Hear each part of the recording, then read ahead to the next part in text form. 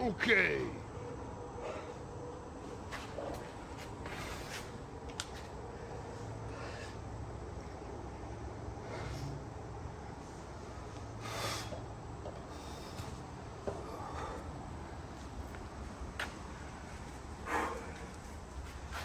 Winning warm-ups fucking suck.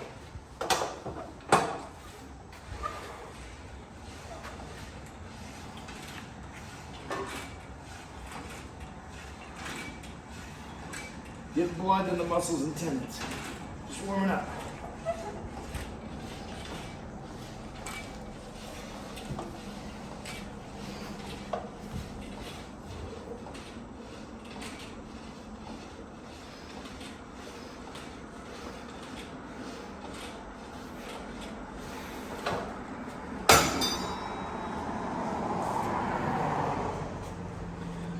Four rounds, 3 exercises, 25 reps each.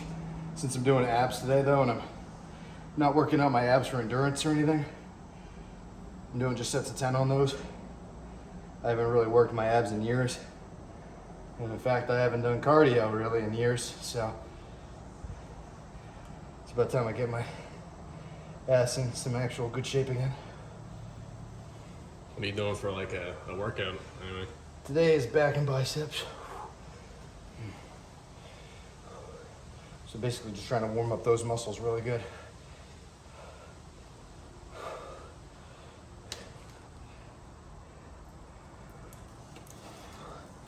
Lost count. Okay, that's at least 25. Try to do all this without stopping.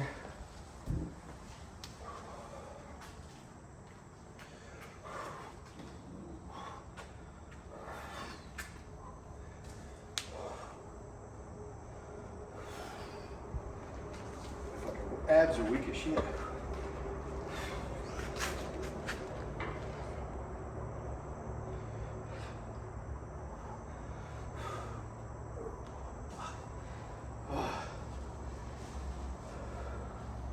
One more to go.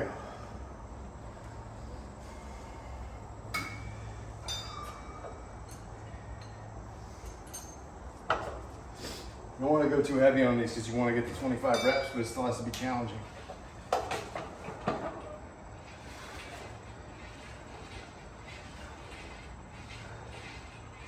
I know it's not a full range of motion, but I'm just trying to pump blood into there.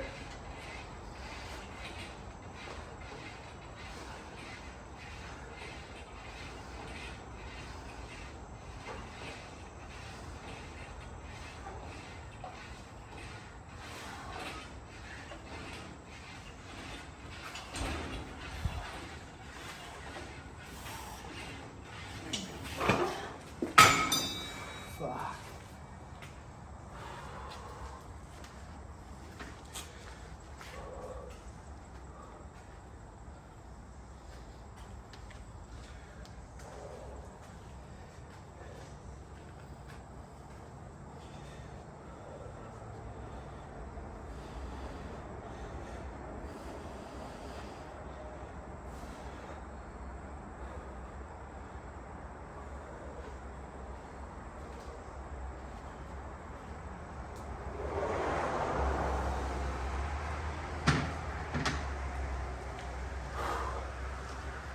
Like I said in the last episode, it's just a really good way to sneak in some cardio, get warmed up, increase that work capacity.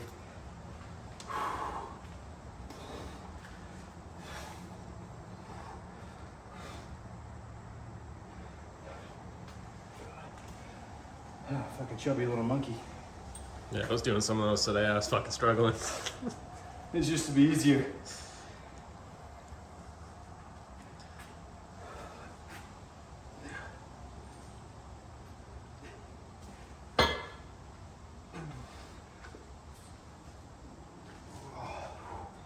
That's okay.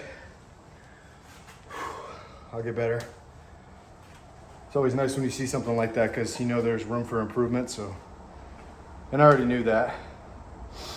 I figured me doing this, I will drop my body fat And I might as well work on my abs at the same time, so that as I'm losing that body fat, the abs will poke through better. It's not something I've really trained in years, just because being lazy. I always had a decent six pack, and then now I've gained quite a bit of weight, and now it's kind of, which is fine. But I think it'd be fun to try to do it since I haven't done it in so long.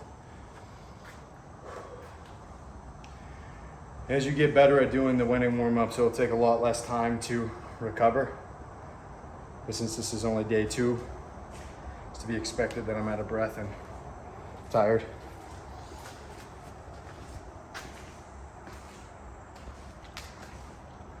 It's also super fucking humid in here.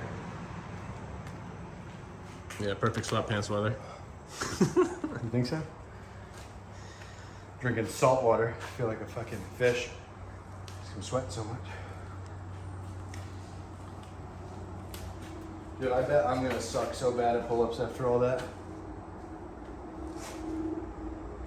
That's okay.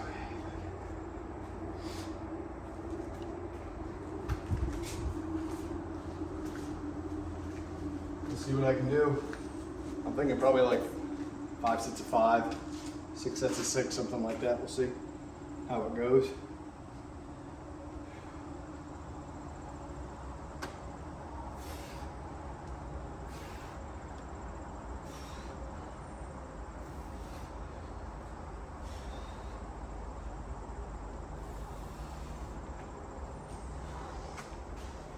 Yeah, 6 sets of 6 sounds good.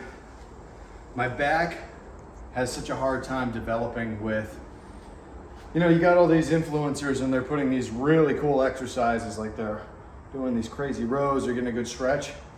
And that works for me on like every muscle except my back for whatever reason. If I do pull downs, straight arm scat pull downs, seated rows, dumbbell rows, T-bar, all of the above, I see like no results.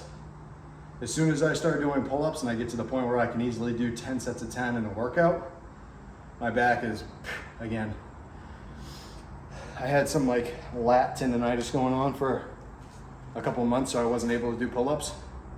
I got that straightened out, so now I'm back to doing them. So it's gonna take a little bit of time to get back to that, but 10 sets of 10 has always worked for me. In high school and college, that's how I would start my back days. 10 sets of 10 on pull-ups, and then when that got too easy, I would just add weight.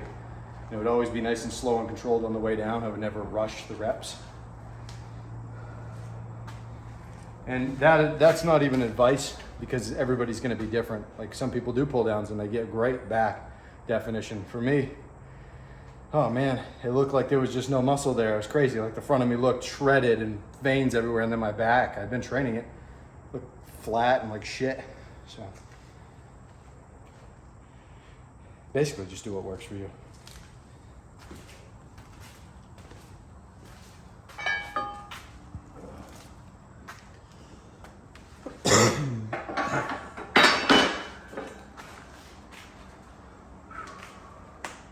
All right, set 2.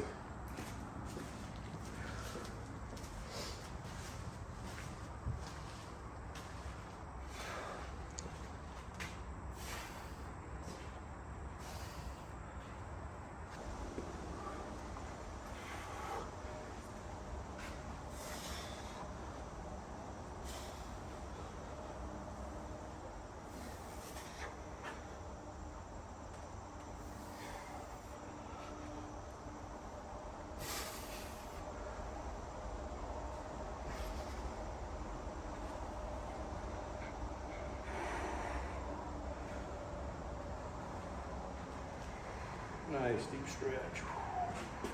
Oh. When you're doing pull-ups,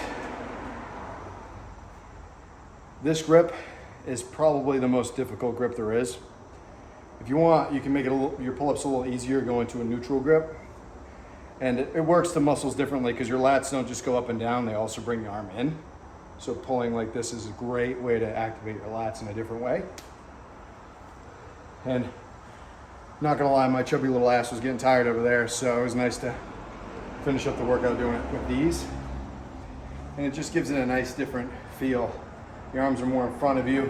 Stretch is really nice.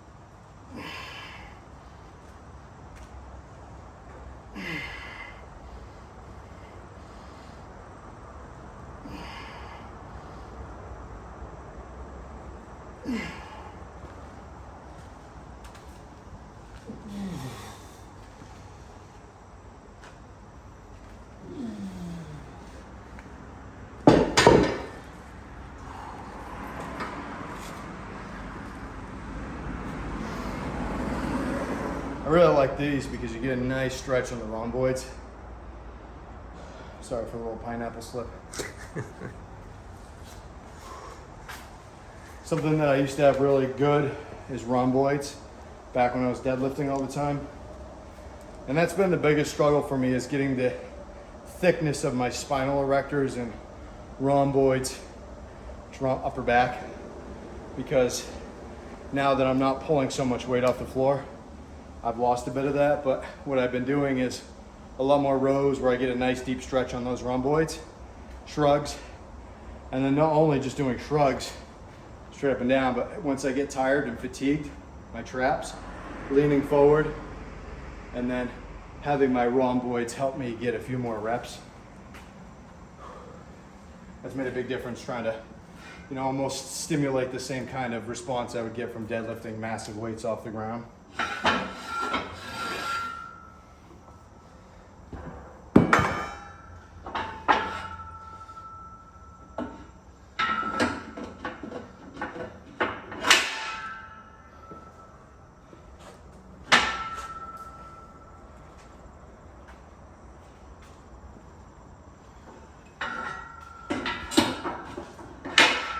I don't know math.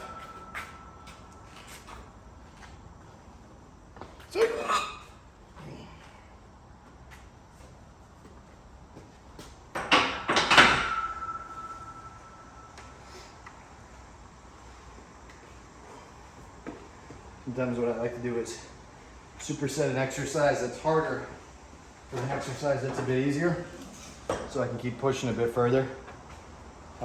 I don't really take anything to failure anymore. I used to. I did that for about 9 or 10 months. And you would think after about 9 or 10 months, when you're seeing no results, you would stop doing something. You don't want to take your foot off the gas and do less. More is better, right? It's not the case for me. Some people can train to failure really often, and it's great for them. For me, I stay usually 2 or 3 reps shy of failure. Maybe 1 rep shy of failure is the most I go. And another thing, this is just an example of why everybody's different. It's hard to take advice from anybody because our bodies are all going to respond a bit differently. Some people can train a muscle twice a week. I'm sure a lot of you do. Train your biceps, triceps, anything that's lagging, train it twice a week. I can't do that. If you saw the video we uploaded yesterday, I was benching only 60-pound dumbbells, going really light. My pecs are so sore, and that's just how I've always been. I always get really sore when I train. I've trained calves before. I barely even did anything. 7, 8 days sore. I can't train twice a week. And every time I try to make myself do it, tendonitis starts happening in those tendons. So I don't know. You're just gonna have to experiment with your body and see what works for you. If you feel like you can do biceps and they heal within a day or two, you can probably get them in twice a week. For me, I know everybody says biceps, they heal really quickly. Not for me. I don't know why. But like I said, we're all different, so. I'm gonna do some of these now.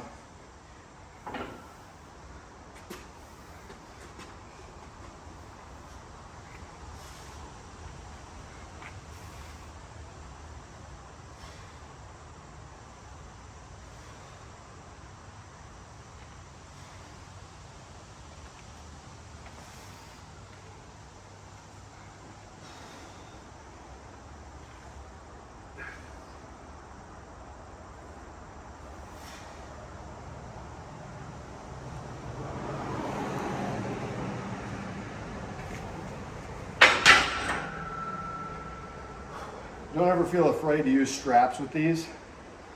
I know a lot of people give you shit. Say, oh, you gotta train your grip. Yeah. If your grip is getting tired before your back, and your goal is to have a bigger back and not give people better handshakes, probably a good idea to put some straps on and work your back. You can do extra grip stuff on the side. You can do exercises where you're pinching, forearm curls, farmer walks, but you don't have to do that with every exercise.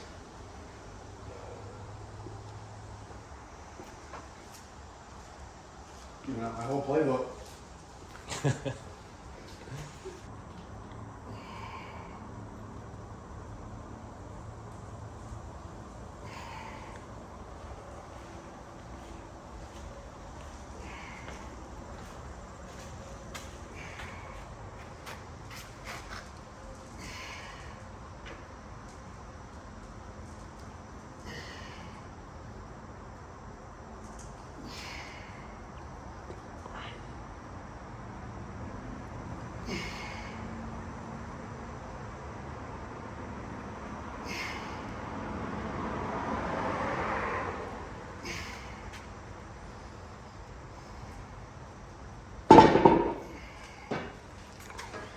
Get out the weight. Too light. Shoot for like sets of 8 usually. If it's too light, I'll just consider it more of like a warm up.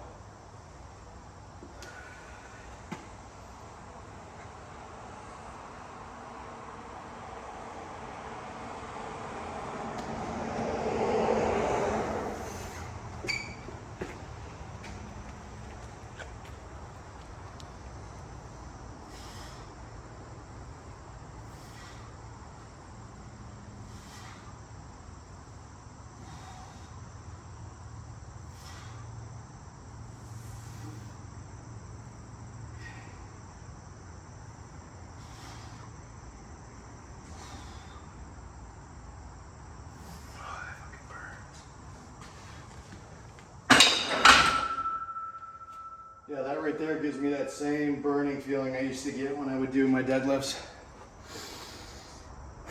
That was my favorite part, is that burn I would get on my upper back. Back when I felt invincible. Now I'm very beatable. Don't look at me.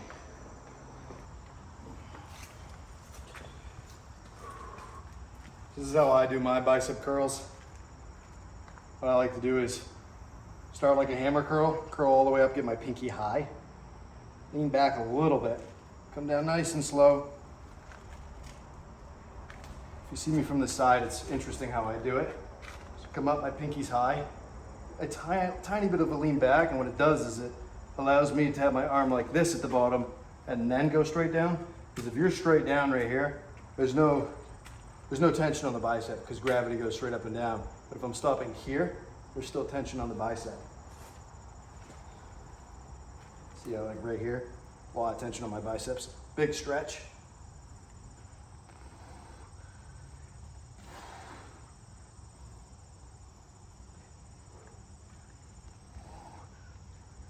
With biceps, I really like to do sets of 8 on each side.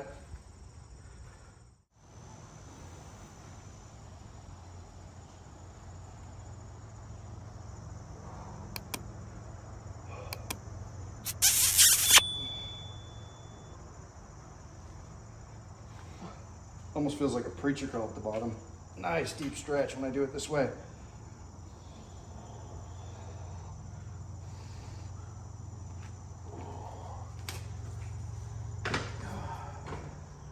All right, everybody, thanks for checking out the channel. Stay tuned, because next time's legs. Stay jacked.